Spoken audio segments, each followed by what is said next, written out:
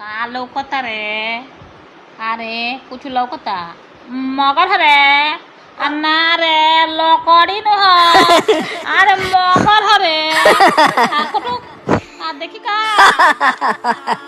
अरे ये का करे तनी जी रउआ के कहले रहनी ना पढ़े के तो रउआ मोबाइल का देखत तनी। अरे रुक रुक रुक रुक बड़ी मजा आवता। मजा आवता चली धरी मोबाइल पढ़ाई चालू करी। मर्दे तू तो कुछ देखो ना देलू। ठीक बा पढ़ावा। गोल गोल अंडा गोल गोल अंडा सिपाही जी के डंडा सिपाही जी के डंडा बिलारी के पोंछ बिलारी के पोंछ म्याऊ म्याऊ मामा जी के मोच मामा जी के मोच बोली को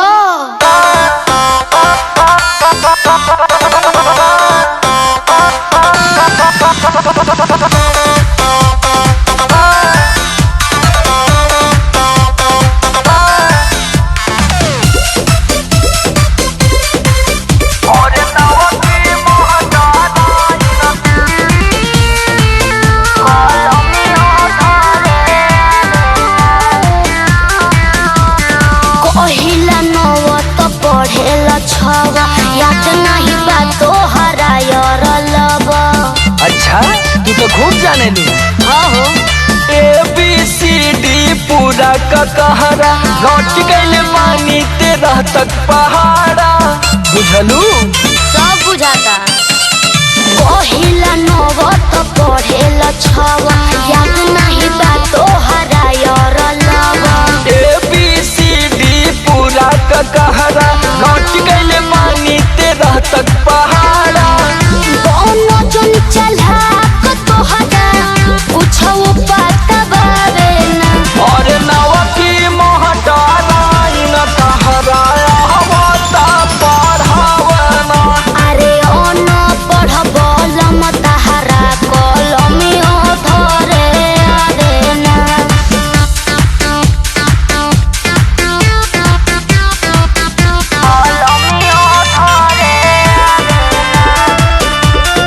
म्यूजिक बाय शशि रंजन। और नवा की मोहटा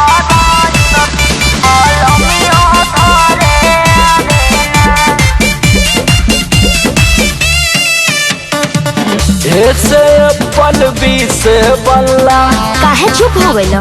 आगे बोला सीडी। अरे तनो नहीं को जाना। सी से बिलार होला और डी से कुकुर। आए हो दादा।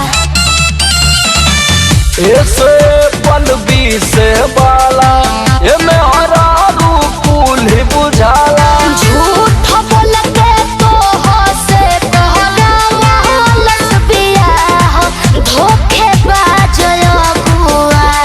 तू का जनबू हम हई बीए पास बाबुआ। अछर तोहर गोबर लेखा केहू समझ पावे ना। और नवा की माटा राइन तोहरे हवाता पढ़ावना। अरे ओ न पढ़ बोल मत हरा कलमी ओ धरे आवे ना।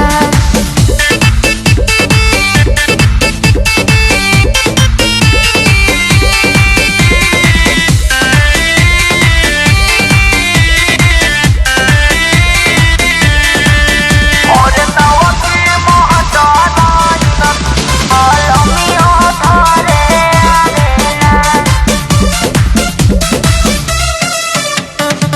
बाबू के दोस्त बाबू है ना पढ़ाइले। है ना अभी खान बाबू के गलती हो गई। पढ़े के बेर तो लड़की पटावत रहल। आह दादा ऐसा इल्जाम मत लगावा। हम यश थे। यश मतलब शरीफ। बाबू के दोस्त बाबू है ना पढ़ाइले खेत जोतवाइले भैंस चरवाइले।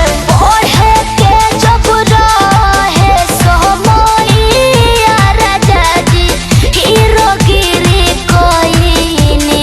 साचे कहतारू दसवें में 10 बेर फेल भइनी। का सोमर विशाल सोची लिखे आवे ना रे ना। और सुना मालिकाइन का सुनी? हमरा पूछाहू भी